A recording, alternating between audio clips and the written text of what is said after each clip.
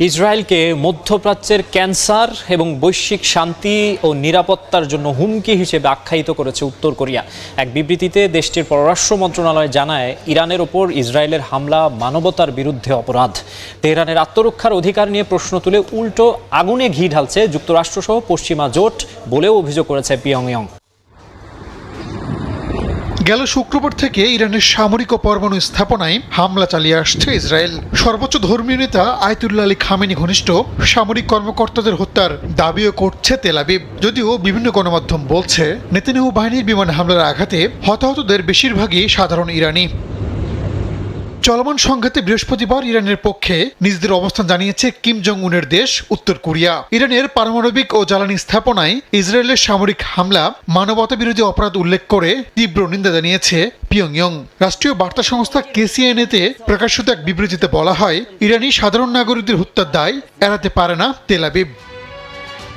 উত্তর কোরিয়ার পররাষ্ট্র মন্ত্রণালয়ের দাবি, ইসরায়েল রাষ্ট্রীয় মদতপুষ্ট সন্ত্রাসবাদে লিপ্ত। দেশটি পুরো অঞ্চলে যুদ্ধের আগুন ছড়িয়ে দিচ্ছে। একই সঙ্গে ইসরায়েলকে মধ্যপ্রাচ্যের ক্যান্সার ও বৈশ্বিক শান্তি এবং নিরাপত্তার জন্য হুমকি হিসেবে আখ্যা দিয়েছে পিয়ংইয়ং। যুক্তরাষ্ট্র ও ইউরোপীয় শক্তিগুলোকেও সাবধান করেছে উত্তর কোরিয়া। তারা বলেছে, ইরানের আত্মরক্ষার অধিকার নিয়ে প্রশ্ন তুলে উল্টো আগুনে ঘি ঢালছে পশ্চিমা জোট। যে কোনো সামরিক পদক্ষেপে পরিস্থিতি নিয়ন্ত্রণের বাইরে চলে যেতে পারে এমন সতর্ক বার্তাও দিয়েছে পিয়ংইয়ং। ইরান ইসরায়েল সংঘাতে যুক্তরাষ্ট্র যুক্ত হবে কিনা এই বিষয়ে 2 সপ্তাহের মধ্যে সিদ্ধান্ত নেবেন প্রেসিডেন্ট ডোনাল্ড ট্রাম্প। জবাবে তেহরান বলেছে, যুক্তরাষ্ট্র সংঘাতে যোগ দিলে নরকে পরিণত হবে পুরো অঞ্চল। আর নেতানিয়াহু জানিয়েছেন, শাসক পরিবর্তন নয়, ইরানের পরমাণু ও ব্যালিস্টিক কর্মসূচি ধ্বংস করাই তাদের মূল লক্ষ্য। এদিকে 7ম দিনে সামরিক স্থাপনায় পাল্টাপাল্টি হামলা চালিয়েছে ইরান ইসরায়েল। এতে ক্ষয়ক্ষতি বাড়ছে দুপক্ষেরই। পাল্টাপাল্টি হামলা অব্যাহত রেখেছে ইরান ও ইসরায়েল। ইসরায়েলি ড্রোন ও বিমান একযোগে আঘাত হেনেছে তেহরানের গুরুত্বপূর্ণ সামরিক ঘাঁটিতে।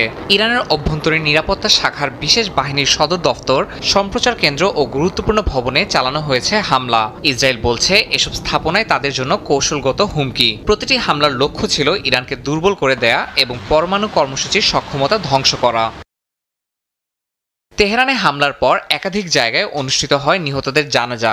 দক্ষিণ পশ্চিমাঞ্চলের আহবাজ শহরে কফিন বহন করে শোক মিছিলে অংশ নেন শত শত মানুষ। ইরান দাবি করছে, সাধারণ মানুষের উপরও হামলা চালাচ্ছে ইসরায়েল। যদিও এসব হামলাকে সুনির্দিষ্ট সামরিক অভিযানের অংশ বলে দাবি করছে নেতানিয়াহু বাহিনী। ইসরায়েলি হামলার জবাবে ক্ষেপণাস্ত্র ও শতাধিক ধরনের ড্রোন দিয়ে পাল্টা আঘাত এনেছে ইরানও। ইসরায়েলের একটি হাসপাতাল লক্ষ্যবস্তুতে পরিণত হয়েছে বলে জানিয়েছে আন্তর্জাতিক গণমাধ্যম। ইসরায়েলি বাহিনী দাবি করছে, ইরানের হামলায় সামরিক ঘাঁটি ছাড়াও বেসামরিক স্থাপনাও ক্ষতিগ্রস্ত হয়েছে। তবে এসব ভবন ঢাল হিসেবে ব্যবহার করছে বলে দাবি ইরানের। যুক্তরাষ্ট্র ইসরায়েলের হামলায় যোগ দিলে পুরো অঞ্চলে নেমে আসবে নরক, এমন হুঁশিয়ারি দিয়েছেন ইরানের উপপররাষ্ট্রমন্ত্রী। বিবিসিকে দেওয়া এক সাক্ষাৎকারে তিনি বলেন, এটি যুক্তরাষ্ট্রের যুদ্ধ নয়। তার মতে, যদি প্রেসিডেন্ট ট্রাম্প এতে জড়ান, তবে ইতিহাসে তিনি চিহ্নিত হবেন এমন এক নেতা হিসেবে যিনি এমন একটি যুদ্ধে পা রেখেছিলেন যার সঙ্গে তার দেশের স্বার্থের কোনো মিল ছিল না। এদিকে ইরানে হামলা চালাতে যুক্তরাষ্ট্রের পরিকল্পনায় অনুমোদন দিয়েছেন প্রেসিডেন্ট ডোনাল্ড ট্রাম্প। তবে হামলা শুরুর বিষয়ে এখনও চূড়ান্ত সিদ্ধান্ত নেননি তিনি। হোয়াইট হাউস জানিয়েছে, ইরানের বিষয়ে 2 সপ্তাহের মধ্যে সিদ্ধান্ত নেবেন ট্রাম্প। এরই মধ্যে মার্কিন প্রেসিডেন্টের বিশেষ দূত স্টিভ উইটকফ ও ইরানের পররাষ্ট্রমন্ত্রী আব্বাস আরাকচির মধ্যে কয়েক দফা ফোনালাপ হয়েছে। ইরান বলছে, যদি ইসরায়েল হামলা বন্ধ না করে, তারা পরমাণু আলোচনায় ফিরবে না। হোয়াইট হাউসের পক্ষ থেকে বলা হয়েছে, পরমাণু কর্মসূচি থামানোই ট্রাম্পের প্রধান লক্ষ্য। তবে প্রয়োজনে শক্তি প্রয়োগে পিছপা হবেন না তিনি। ইসরায়েলি সামরিক গোয়েন্দা প্রধানের মতে, ইরান এখন আর দূরবর্তী হুমকি নয়, বরং সরাসরি সংঘাত উপযোগী শক্তি। সে অনুযায়ী হামলার গতি আরও বাড়াতে যাচ্ছে তেল আবিব। এই পরিস্থিতিতে মধ্যপ্রাচ্য জুড়ে নিরাপত্তা জটিল হয়ে পড়েছে। আকাশপথ বন্ধ থাকায় নৌপথে সাইপ্রাসে পৌঁছেছে শত শত ইসরায়েলি নাগরিক। তীব্র হামলার মধ্যেও ইসরায়েলি প্রধানমন্ত্রী নেতানিয়াহু জানিয়েছেন, শাসক পরিবর্তন নয়, বরং পরমাণু ও ব্যালিস্টিক কর্মসূচি ধ্বংস করাই তাদের মূল লক্ষ্য। তবে এর ফলস্বরূপ ইরানি সরকার দুর্বল হয়ে পড়লেও তা হবে কেবল একটি ঘটনা প্রবাহ, কোনো নির্ধারিত উদ্দেশ্য নয়।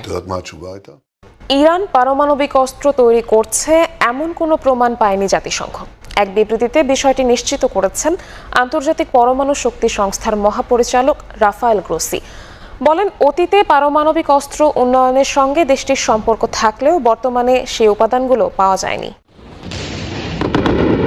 ইরান পরমাণু কর্মসূচির নামে পারমাণবিক বোমা বানাচ্ছে এমন দাবি করে দেশটিতে হামলা শুরু করে ইসরায়েল। গেল মঙ্গলবার মার্কিন প্রেসিডেন্ট ডোনাল্ড ট্রাম্পও দাবি করেন পারমাণবিক অস্ত্র তৈরির ক্ষেত্রে তেহরান খুব কাছাকাছি অবস্থানে পৌঁছে গেছে। যদিও তার গোয়েন্দা প্রধান তুলসি গ্যাবার্ড আগেই জানান ইরান পারমাণবিক বোমা বানাচ্ছে এমন প্রমাণ নেই। এবার একই কথা জানালো জাতিসংঘ।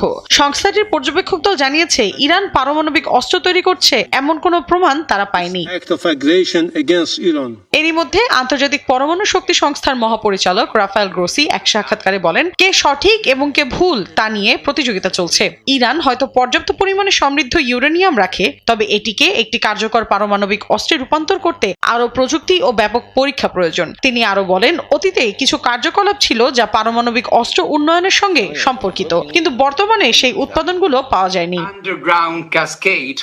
ইরান বরাবরই বলে আসছে তাদের পারমাণবিক কর্মসূচি সম্পূর্ণ শান্তিপূর্ণ, সেই সঙ্গে আন্তর্জাতিক আইনের আওতায় এটি পরিচালনা করার অধিকার রাখে বলেও জানায় তেহরান। এদিকে ইরানে ইসরায়েলের হামলার আগে ইরানের উপপররাষ্ট্রমন্ত্রী কাজেম গারিবাবাদি বলেন আইএইএ যদি ইরানের পারমাণবিক স্থাপনায় হামলা নিয়ে কোনো নিন্দা প্রকাশ না করে তাহলে তেহরান সংস্থাটির সঙ্গে সহযোগিতা সীমিত করবে। 2018 সালে তেহরান থেকে 500 কেজি পরমাণু কর্মসূচি সম্পর্কিত নথি চুরি করেছিল মোসাদ। ওই ঘটনার পর খুন হতে থাকেন একের পর এক ইরানি পারমাণবিক বিজ্ঞানী। পরীক্ষাগারে বিস্ফোরণ, সাইবার হামলা ও গুপ্তচর বৃত্তির মতো ঘটনায় উত্তপ্ত হতে থাকে তেহরান তেল আবিব দ্বন্দ্ব। বিশ্লেষকরা বলছেন 7 বছর পর সেই গোপন পারমাণবিক কর্মসূচির নথির জেরেই নতুন করে দেখা দিয়েছে ইরান ইসরায়েল প্রাণঘাতী সংঘাত। এক সপ্তাহ ধরে পাল্টাপাল্টি হামলা চালিয়ে যাচ্ছে ইরান ইসরায়েল। শুরুতেই ইসরায়েল আকস্মিক হামলা চালিয়ে বসে তেহরানের পারমাণবিক স্থাপনায়, কিন্তু হঠাৎ করে ইসরায়েল কেন হামলা চালালো এ নিয়ে সামনে এসেছে এক চাঞ্চল্যকর তথ্য। 2018 সালের জানুয়ারি মাসে তেহরানের একটি সুরক্ষিত আর্কাইভে ঢুকে পড়ে ইসরায়েলি গোয়েন্দা সংস্থা মোসাদের একটি বিশেষ দল। মাত্র 6.5 ঘন্টার মধ্যে তারা চুরি করে 50,000 নথি ও 163টি সিডি। সবই ইরানের গোপন পরমাণু অস্ত্র কর্মসূচি সংক্রান্ত বলে দাবি মোসাদের। তারা বলে ইরানের লক্ষ্য ছিল বোমা ডিজাইন, ওয়ারহেড উন্নয়ন আর শাহাব 3 ক্ষেপণাস্ত্রে ফিটিংয়ের ব্লুপ্রিন্ট। 3 মাস পর সেই নথি উন্মোচন করেন ইসরায়েলি প্রধানমন্ত্রী নেতানিয়াহু। বিশ্বমঞ্চে ইরানকে মিথ্যাবাদী আখ্যা দিয়ে তৎকালীন ট্রাম্প প্রশাসনকে 2015 সালের পারমাণবিক চুক্তি থেকে সরে আসতেও উদ্বুদ্ধ করে ইসরায়েল। যুক্তরাষ্ট্রসহ পশ্চিমা গোয়েন্দারা নথি চুরির সত্যতা স্বীকার করে। দাবি করা হয় চুক্তির পরও ইরান গোপনে কর্মসূচি চালিয়ে গেছে, যদিও এমনটা বরাবরই অস্বীকার করেছে তেহরান। ওই নথি চুরির ঘটনার পর খুন হতে থাকেন একের পর এক ইরানি পারমাণবিক বিজ্ঞানী। গোপন পরীক্ষাগারে বিস্ফোরণ, সাইবার হামলা ও গুপ্তচর বৃত্তির ঘটনায় উত্তপ্ত হতে থাকে তেহরান তেল আবিব দ্বন্দ্ব। ইরান পাল্টা পদক্ষেপ হিসেবে সক্রিয় করে হিজবুল্লাহ হামাস সহ আঞ্চলিক নেটওয়ার্ক। সবশেষ চলতি বছর জুনে ইরানে বিমান ও ড্রোন হামলা চালায় ইসরায়েল। ইরানের পারমাণবিক ও সামরিক ঘাঁটিগুলো গুড়িয়ে দেওয়ার দাবি করে। ইসরায়েলি হামলায় প্রাণ হারান অনেকে। পাল্টা জবাবে তেহরানও শত শত ক্ষেপণাস্ত্র ছোড়ে আঘাত হানে তেল আবিব সহ বিভিন্ন শহরে। মোসাদের চুরি করা সেসব গোপন নথির জেরেই ফের উত্তেজনা তুঙ্গে পৌঁছেছে ইসরায়েল ইরানের মধ্যে।